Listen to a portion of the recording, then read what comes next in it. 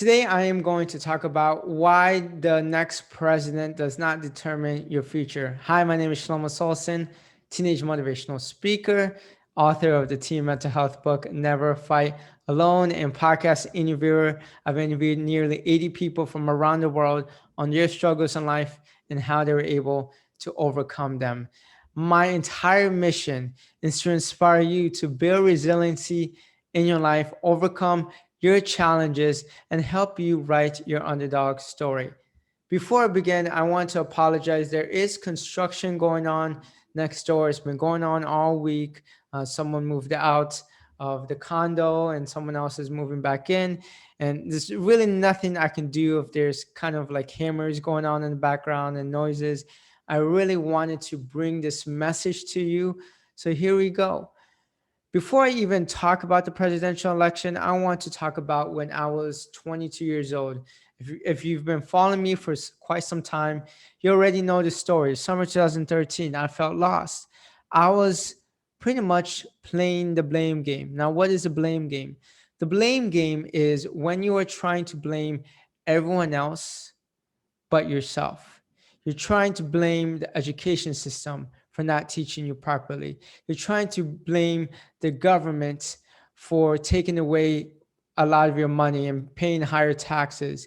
You are playing the blame game on the education system for not paying you enough. You're playing the blame game for not having enough money, playing the blame game of your family for not having enough money to go to college. You're blaming everyone else but yourself. Actually, you shouldn't even blame yourself.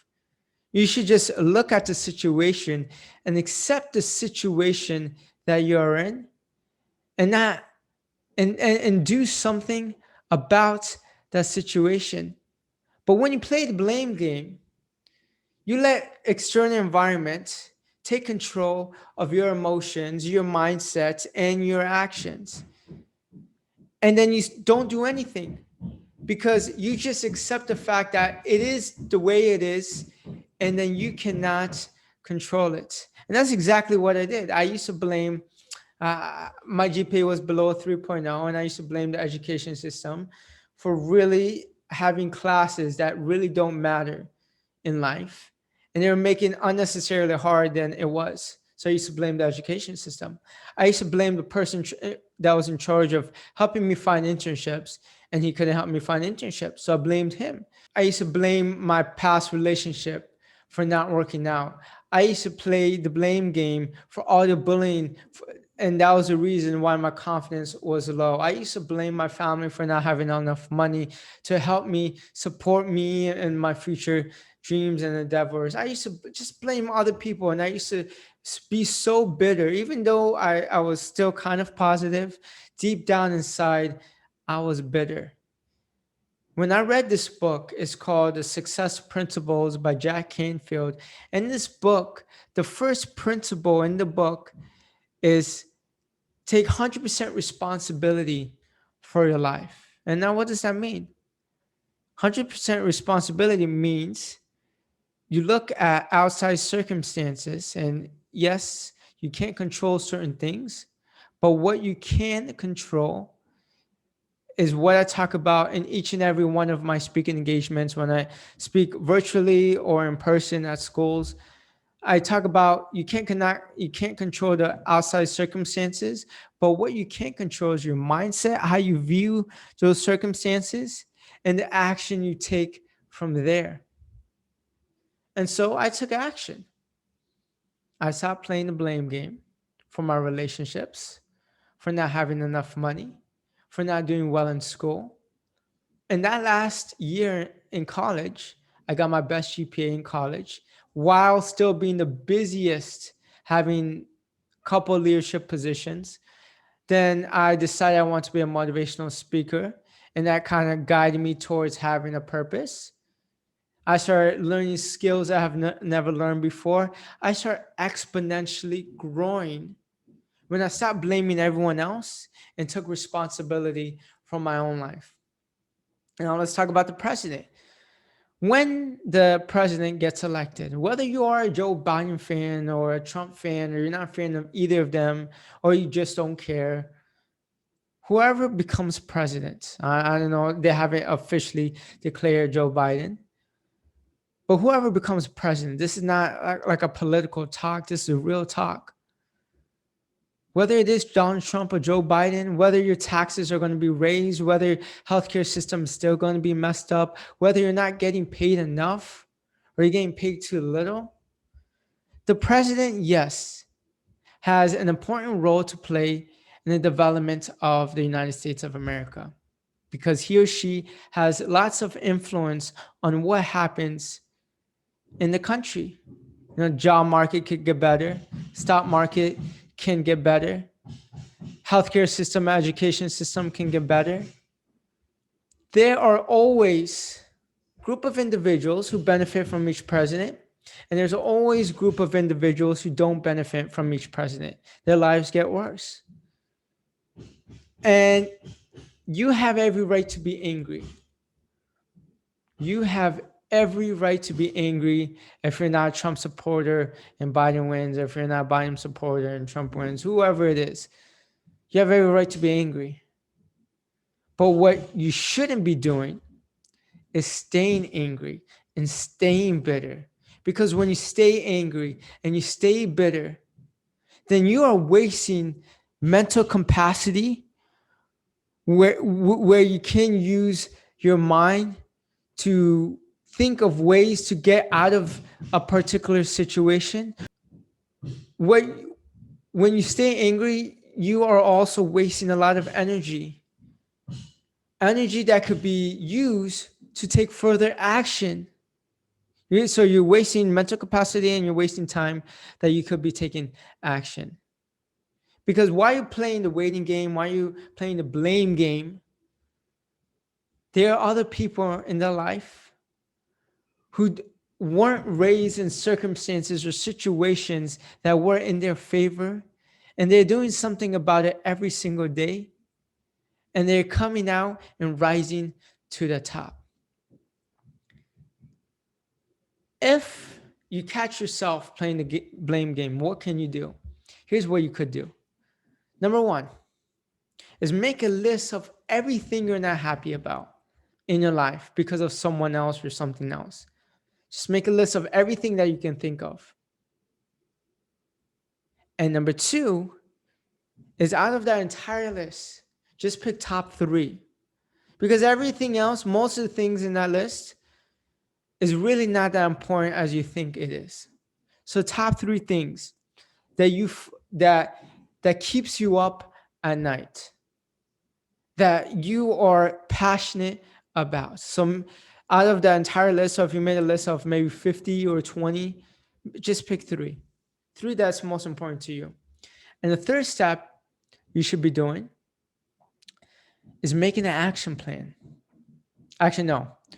Before that, I actually have 5 steps. So the third step is making a list based on those top 3 things of what you could do, things that you are in control over.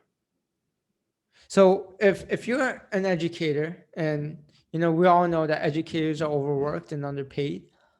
So if you're a teacher and you're just not happy with your salary, and you just hate how you're working extra hard, especially with the coronavirus going on, and you have to clean the classrooms every class, and it's really frustrating.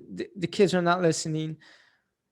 So start making a list of what you can control. Okay, you could control your attitude about the situation.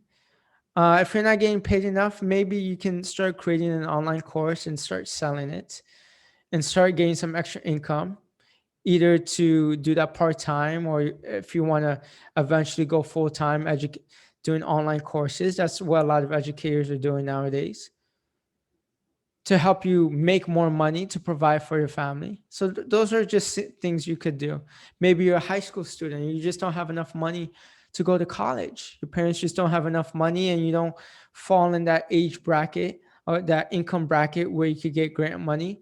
So start making a list of what you could do. Obviously, everyone controls their attitude, so that should be always on the list. What you can't control is going on different websites and applying for 10 scholarships every single day, What you can control is getting a job and saving up. What you can control is maybe starting a side hustle to make some extra money. I know a lot of people. I've interviewed a lot of teenagers who've made six figures in high school when the parents don't have any money at all. They don't have any resources at all, but they took control. So that's the third step. Number four is based off what you wrote on what you can control, start making an action plan and start making goals. Okay, a year from now, where do you want to be? Do you want to make $30,000 extra? Do you want to make $40,000 extra? Do you just want to make an extra $1,000 a month? Where do you want to be? What is that goal? And what is it going to take for you? What do you have to do every single day or every week in order to accomplish that goal? And number five is take daily action. I hate it. I'm going to tell you, I hate it when people just sit around and say they want to do something. I've had a lot of people tell me, Shlomo, you're like one of the only people I know that said you were going to write a book and you actually went through with it. I hear a lot of people saying they're going to write a book and they actually never write a book, or they start writing and they just completely stop. But you wrote it within 16 months. People talk. But the difference between you and that person who talks all the time is action. I'm not talking about just dabbling action, like you're taking a little bit of action, then taking a break, then taking a little bit of action, and taking a break. No, I'm talking about a lot of action every single day, because that is the only way you're going to see results. So if you're playing the blame game a lot and you're blaming the president for where you not want to be with your life, here's what you should be doing. Number one is making a list of all the things that's not going right in your life or the things that you're not happy about.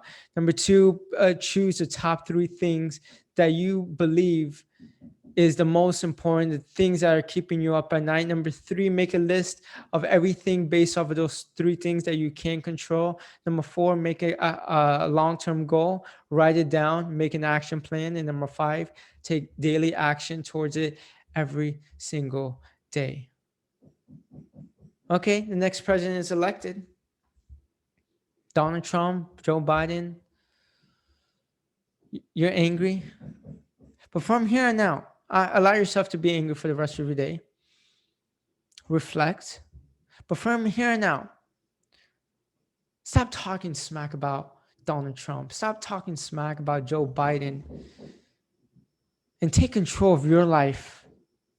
Because in the end of the day, the only person that can get you from A to B is not the president, it's not the economy, it's not the stock market, it's not your job itself. It's only yourself.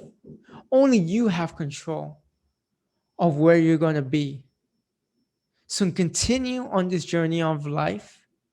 Remember, resiliency is key, and resiliency is toughness. It's not physical toughness, it's mental toughness. How much can you put up with and still keep going?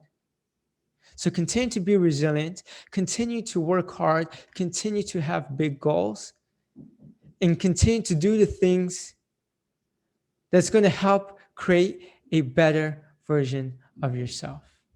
Thank you for tuning in to this video, to this podcast episode. If you haven't done so already and you want to learn more about my book, Never Fight Alone, the link is in the description. It's a compilation of 51 inspiring interviews on how people were able to overcome their struggles. It's tips for teenagers on how they can improve their mental health. If you're a school administrator or a conference organizer and you're interested in bringing me in to speak, go visit my website, www.shlomosolson.com, for more information. And until next time, peace.